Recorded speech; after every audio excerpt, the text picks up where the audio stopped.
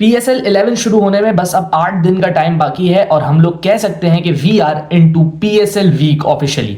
और इसी के चलते हम लोग अब एक सीरीज ऑफ वीडियोस स्टार्ट करने वाले हैं PSL से रिलेटेड, जिसके अंदर हम लोग टीम्स को एनालाइज करेंगे, जो स्क्वाड्स हैं उनको एनालाइज करेंगे from top to bottom, strengths के ऊपर बात करेंगे, वीकनेसेस के ऊपर बात करेंगे एंड देखते हैं फिर कौन सी टीम मेक करती है टूवर्ड्स दी सुपर 4। तो हमारे साथ इस सीरीज के अंदर जुड़े रहिएगा। सबसे पहली टीम जो आज के दिन हम लोग एनालाइज करने वाले हैं वो है लाहौर कलंदर। जी हां, defending champion led by Shaheen Afridi, 3 दफा की चैंपियन है लाहौर कलंदर। पिछले साल भी एक्स्ट्रा ऑर्डिनरी परफॉर्मेंस दी थी, बट अब जो आपके पास ऑक्शन हुआ है उसमें आपको पता है कि बहुत सारी टीमों का बैलेंस भी आउट हुआ है, बहुत सारी टीम्स ने अपनी कोर भी लूज की है ड्यू टू जस्ट 4 रिटेंशंस। तो उसके बाद कैसी टीम्स बनाने में ये लोग कामयाब हुए हैं, सबसे पहले टीम के ऊपर नजर डालेंगे, उसके बाद बात करेंगे स्ट्रेंथ्स एंड वीकनेसेस के ऊपर। सो लेड बाय शाहीन शाह आफरीदी इस टीम के अंदर अब्दुल्ला शफीक, सिकंदर रजा, मोहम्मद नईम, मुस्तफिजुर रहमान, हारिस रऊफ, उसामा मीर, फ़खर जमान, उबैद शाह, हसीबुल्लाह खान, मोहम्मद फारूक, दशुन शाना का परवेज हुसैन इमोन, आसिफ अली, हुसैन तलत, तैयब ताहिर और गुडुकेश मोती शामिल थे। लेकिन गुडुकेश मोती ने बैकआउट कर लिया, शायद IPL की वजह से या किसी और वजह से, वो वजह सामने नहीं आई है। ना तो मोती का नाम अभी तक किसी IPL फ्रेंचाइज में आया, बट गुडुकेश मोती ने बैकआउट किया है, जिसकी वजह से बुलाया गया है दिनुत वेलालगे को एज अ रिप्लेसमेंट, जो कि श्रीलंका के लेफ्ट आर्म स्पिनर थे। सेम रोल है तकरीबन दोनों का, लेकिन मोती के जाने की वजह से थोड़ा सा फर्क जरूर पड़ेगा। जिस तरीके की फॉर्म में मोती थे वो अच्छी बॉलिंग कर रहा था, राइट एरियाज पे पिच कर रहा था, वर्ल्ड कप में उसने जबरदस्त बॉलिंग की है, सो थोड़ा सा फर्क लाजमी पड़ेगा। सबसे पहले इस स्क्वाड की जो हम लोगों के पास स्ट्रेंथ है उसकी बात कर लेते हैं। तो स्ट्रेंथ में आप देखें, सबसे पहले इसकी बॉलिंग एक कंप्लीट बॉलिंग लाइनअप है। अगर आप ऊपर से लेकर नीचे तक देखें तो ईच एंड एवरी वैरायटी इस बॉलिंग लाइनअप के अंदर मौजूद है। अगर मैं बात करूं स्पिन की तो लेफ्ट आर्म ऑर्थोडॉक्स स्पिन में आपको वेलालगे मिल जाएगा, लेग स्पिनर चाहिए तो आप उसामा मीर के पास जा सकते हैं, एक ऑफ स्पिनर या आप कह लो मिस्ट्री स्पिनर चाहिए तो सिकंदर रजा मौजूद है। पेस बॉलिंग में आपके पास शाहीन एंड रऊफ पहले से होते थे, लेकिन एक इश्यूज इन लोगों ने फेस किए, वो इश्यूज थे डेथ बॉलिंग के अंदर। सो अब उस डेथ बॉलिंग की कमी को पूरा करने के लिए मुस्तफिजुर रहमान भी मौजूद है। आपको याद होगा लास्ट ईयर एक मैच था जिसमें 3 में 40, 3 में 45 कुछ चाहिए थे, इरफान खान न्याजी और खुशदिल शाह ने वो टारगेट चेज डाउन कर दिया था। लेकिन अब मुस्तफिजुर रहमान के आने से एक फायदा हो जाएगा कि डेथ बॉलिंग में भी बहुत ज्यादा सपोर्ट मिल जाएगा इन लोगों को। फिर उबैद शाह भी मौजूद है एज अ फास्ट बॉलर, जो कि डेक को हार्ड हिट करते हैं, पेस मौजूद है, नसीम शाह के भाई हैं। सो मैं कहता हूं कंप्लीट बॉलिंग लाइनअप है। लाहौर ने हमेशा अपनी बॉलिंग के ऊपर ज्यादा फोकस किया है, बॉलिंग हमेशा से तगड़ी रखने की कोशिश की है, जिसकी वजह से आप देखेंगे एक और दफा एक अच्छी बॉलिंग लाइनअप बनाने में कामयाब हुए हैं। एक और स्ट्रेंथ जो मुझे समझ आ रही है इस स्क्वाड के अंदर वो है इनकी power house batting. Fire power मौजूद है बैटिंग के अंदर, जो कि T20 क्रिकेट की रिक्वायरमेंट है वो सब मौजूद है। फखर अब्दुल्ला जिस तरीके की फॉर्म में आ रहा है, आप नेशनल T20 जिसने भी देखा हो वो अब्दुल्ला की गेम से वाकिफ होगा कि उसने किस तरीके से अडेप्ट किया सिचुएशंस को।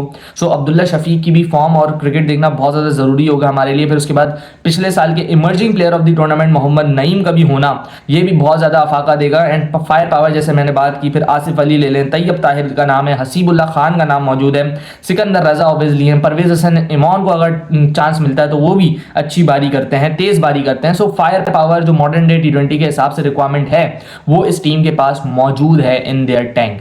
अगर मैं अब इनकी वीकनेसेस की बात कर लूं, बहुत मुश्किल से निकाली हैं वीकनेसेस, बट यस जरूर वीकनेसेस मौजूद हैं इस टीम के अंदर। सबसे पहली वीकनेसेस इसके अंदर यहाँ पे मुझे दिखती है कि लैक ऑफ ऑलराउंडर्स है। यहाँ पे आप देखें T20 क्रिकेट जो है वहाँ पे ऑलराउंडर का बहुत ज़्यादा इंपॉर्टेंट रोल होता है। इंडिया की आप विक्ट्री में देखें सबसे बड़ा रोल हार्दिक पांड्या एंड अक्षर पटेल का होता है। फिर फ्रेंचाइजीज के अंदर तो स्पेशली जो आपके पास फ्रेंचाइज क्रिकेट होती है उसके अंदर ऑलराउंडर का रोल बहुत ह्यूज होता है। सो इसमें आपके पास ऑलराउंडर अगर मैं देखूँ जो प्रॉपर ऑलराउंडर्स हैं उसमें सिकंदर रजा और दशुन शाना का ही है।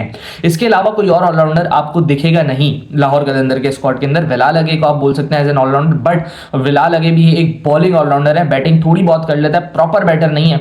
जबकि मैं देखूं दशुन शाना का को भी, तो बैटिंग जो है वो बहुत अच्छी करते हैं कभी कभी, लेकिन बॉलिंग जो है वो सो ही बॉलिंग है उनकी। मतलब आते हैं स्लो पेस के साथ 110 115 के साथ ऑपरेट करते हैं, विकेट्स वो लेते हैं तो तब लेते हैं जब बैट्समैन चार्ज कर रहा हो। इसके अलावा उनके पास कोई ऐसी कैपेबिलिटी नहीं है विद द बॉल के वो स्विंग करके आउट कर दे या अपने पेस से डिफीट करके आउट कर दे। सो ऑलराउंडर एक ऐसी जगह है जहां पे लाहौर लैग कर सकता है। इसके अलावा अगर हम लोग देखें यहां पे जो इमर्जिंग पिक्स है ना, वो इमर्जिंग पिक्स की वजह से सारी की सारी लाइनअप जो है वो खराब होगी। 2 इमर्जिंग पिक्स हैं यहां पे लाहौर के पास। नंबर 1 इमर्जिंग पिक आपके पास हसीबुल्लाह खान की है एंड नंबर 2 नंबर 1 पिक आपके पास मोहम्मद फारूक फ्रॉम फाटा की है एंड नंबर 2 पिक जो है आपके पास वो उबैद शाह की है। उबैद शाह इनको इमर्जिंग कैटेगरी के अंदर तो मिले हैं, बट क्या लाहौर कलंदर 4 फास्ट बॉलर्स खिला सकता है? क्योंकि शाहीन, रऊफ एंड मुस्तफिजुर रहमान तो मुझे लाजमी खेलते हुए देख रहे हैं, तो अगर चौथा पेसर ऐड करने जाएंगे आप तो बिल्कुल ही वन डायमेंशनल आपकी बॉलिंग हो जाएगी। इसके अलावा अगर आप मोहम्मद फारूक को ऐड करते हैं देन आपको कुर्बानी देनी पड़ेगी शायद अब्दुल्ला की, शायद हसीबुल्ला खान की, जिसको इस टीम में होना डिजर्व करता है हसीब, और उसकी परफॉर्मेंस बहुत ज्यादा जरूरी है। बहुत सारे लोगों की नजरें हैं हसीब के ऊपर इस टूर्नामेंट के अंदर। सो इमर्जिंग कैटेगरीज की वजह से ना इनकी 11 पे बहुत बड़ा फर्क पड़ेगा। इमर्जिंग के प्लेयर जो 2 उठाएं, यस अच्छे प्लेयर्स हैं, but into the 11 into the composition अगर उनको बिठाना है तो आपको फिर कुर्बानी देनी पड़ेगी अपने किसी भी बड़े प्लेयर की। अगर मैं इनकी अपॉर्चुनिटीज की बात करूं कि इस स्क्वाड के अंदर किसके पास अपॉर्चुनिटी है इंप्रेस करने के लिए, तो भाई सबसे ज्यादा और अच्छी अपॉर्चुनिटी यहाँ पे हसीब के पास है कि वो खेले और अपने पॉइंट प्रूव करे। पाकिस्तानी पूरी आवाम उसकी तरफ देख रही है, सपोर्ट है पूरी आवाम का हसीबुल्ला खान को कि भाई ये लड़का ऐसा है कि ये डिजर्व करता है इन द पाकिस्तान 11। भले वो ओडीआई फॉर्मेट हो, T20 में तो चले इतनी खास परफॉर्मेंस नहीं है, लेकिन ओडीआई में जरूर थी। ओडीआई जो वनडे क्रिकेट होती है उसके अंदर परफॉर्मेंसेस थी, बट नाम नहीं आया हसीब का, तो पूरी आवाम बैक कर रही है। लेकिन ये एक ऐसा प्लेटफॉर्म होता है जहां पे सबकी नजरें आपके ऊपर होती हैं, तो हसीब के पास एक बहुत बहुत क्रूशल मौका है। इसके बाद अगर मैं एक अपॉर्चुनिटी की बात करूं तो वो मोहम्मद नईम के पास है। मोहम्मद नईम पिछले साल emerging player of the tournament बना, उसके बाद कोई खास परफॉर्मेंसेस उसने दी नहीं और उसका नाम भी हाईलाइट नहीं हुआ इतना क्योंकि परफॉर्मेंस खास नहीं दी। एंड यही होता है जब आप एक बड़े स्टेज के ऊपर जाते हैं, बड़ी क्रिकेट के ऊपर जाते हैं, पाकिस्तान ए खेलते हैं या आप फर्स्ट क्लास खेलते हैं, वहां पे जाके आपका हर तरीके से टेस्ट होता है। और मोहम्मद नईम की एक चीज, एक टेक्निक में जो मसला था कि वो सिर्फ और सिर्फ लेग साइड की तरफ शॉट्स मारते थे, जो भी बॉल होता था उसको लेग साइड की तरफ खींच देते थे, उसको इंप्रूव करने की जरूरत है। That was one of the reason जब हमने इनको देखा था पाकिस्तान शाहीन्स के लिए भी खेलते हुए, तो ये इसी बुनियाद की वजह से ये आउट हो रहे थे कि इनका स्टांस जो है वो ओपन स्टांस है एंड ऑफ स्टंप की तरफ ज्यादा खुल के शॉट्स मारते नहीं है ये। सो इस चीज को इंप्रूव करके फिर अपना पॉइंट प्रूव करना कि नईम अभी भी जैसे ही इज अ टैलेंट, ये बहुत ज्यादा जरूरी है नईम के लिए। फिर इसके बाद अब्दुल्ला के लिए बहुत बड़ा मौका है ये वाला सीजन, क्योंकि Abdullah Shafique will be batting in the middle order, और अब्दुल्ला को मिडिल ऑर्डर में बैटिंग करना हम सब देखना चाहते हैं, क्योंकि पाकिस्तान इस वक्त T20 क्रिकेट के अंदर स्ट्रगल कर रहा है विद द मिडिल ऑर्डर। आपके पास कोई भी मिडिल ऑर्डर नहीं है। हमने बहुत सारे लोगों को ट्राई किया जिसके अंदर शादाब मौजूद है, बाबर मौजूद है, इनफैक्ट उस्मान खान हो गया, बहुत सारे लोग हैं, लेकिन अब जो मरकज है ना हमारी उम्मीदों का वो 2 प्लेयर्स हैं। Number 1 Hasan Nawaz and number 2 Abdullah Shafique है, और ये वाला PSL इन दोनों के ऊपर नजर रहेंगी कि इन द मिडिल ऑर्डर किस तरीके से बैटिंग करते हैं। क्या वही वाली रविश इख्तियार करेंगे जो बाबर और रिजवान करते हुए आए हैं, या उससे कुछ डिफरेंट रह के अपने स्ट्रोक प्ले पे ज्यादा इन्हिसार करेंगे? ये बहुत ज्यादा जरूरी होगा देखना दोनों के पर्सपेक्टिव से। एक बहुत इंपॉर्टेंट सीजन है दोनों के लिए। फिर इसके बाद इस स्क्वाड से अपनी प्लेइंग 11 अगर मैं बनाना चाहूँ तो इसमें मुझे बड़ा मुश्किल लगा और एक हार्श डिसीजन भी लेना पड़ा, जिसमें मैंने अब्दुल्ला शफीक को टीम में तो डाला, लेकिन हसीबुल्ला खान की जगह नहीं बना पाया मैं इस 11 के अंदर, बिकॉज आपको पता है PSL का एक रूल है कि इमर्जिंग प्लेयर लाजमी होना चाहिए। एंड मैंने जैसे आपको पहले ही बोला, इस टीम की एक वीकनेस भी यही है कि इसमें इमर्जिंग प्लेयर की वजह से पूरी की पूरी टीम का जो कॉम्बिनेशन है वो ख़राब होगा। हसीबुल्ला एक ऐसा प्लेयर जो कि डिजर्व करता है चांस, उसको शायद चांस ना मिले, बिकॉज इमर्जिंग आपका एक ऐसा प्लेयर आया हुआ है जिसको आपने टीम में एडजस्ट करना है, एंड उसकी वजह से एक बड़े अच्छे प्लेयर का चांस खत्म हो रहा है। सो यहाँ पे 11 एक दफ़ा पढ़ देता हूँ। फ़खर जमान मोहम्मद नईम सिल्वर कैटेगरी के अंदर हैं।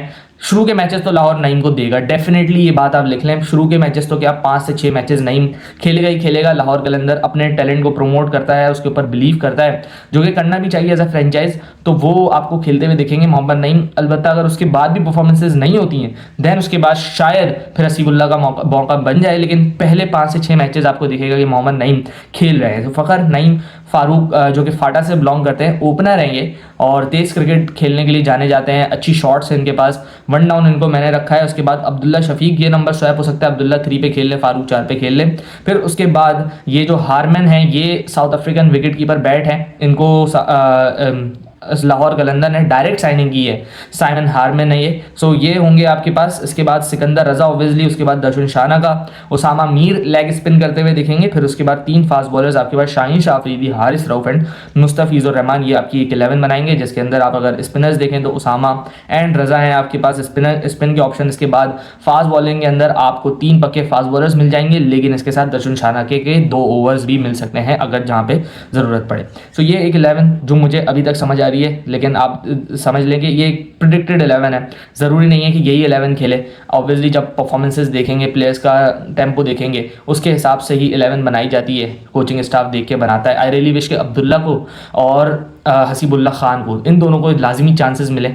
फिर किसको बिठाना है किसको नहीं बिठाना वो फिर टीम मैनेजमेंट का फैसला होगा, लेकिन ये तो ऐसे प्लेयर्स हैं जिनका मैं नज़र रखूंगा लाहौर कलंदर के स्क्वाड में, इनके ऊपर, क्योंकि इनकी अभी पाकिस्तान को ज़रूरत है कि ये कैसा परफॉर्म करते हैं, एंड देन फिर जब ये पाकिस्तान में आएंगे तो वहाँ कैसा परफॉर्म करते हैं। ये दोनों बहुत ज़्यादा ज़रूरी हैं moving forward into our cricket. So ये मेरी प्रिडिक्शंस अबाउट लाहौर कलंदर्स हैं। अगर मैं बात करूँ कि ये टीम कहाँ तक जा रही है इन टू द टूर्नामेंट, क्या ये सुपर 4 में क्वालिफाई करेगी, विच मीन्स टॉप 4 में क्वालिफाई करेगी या नहीं करेगी, तो मेरी प्रिडिक्शन ये है, जी हाँ, ये टीम आपको टॉप 4 में इस दफ़ा जाती हुई दिखेगी ज़रूर। सो मेरी प्रिडिक्शन लाहौर कलंदर्स को लेके ये है, डिफेंडिंग चैंपियंस है, 3 दफ़ा के विक्टोरियस है अंडर शाहीन शाह अफरीदी।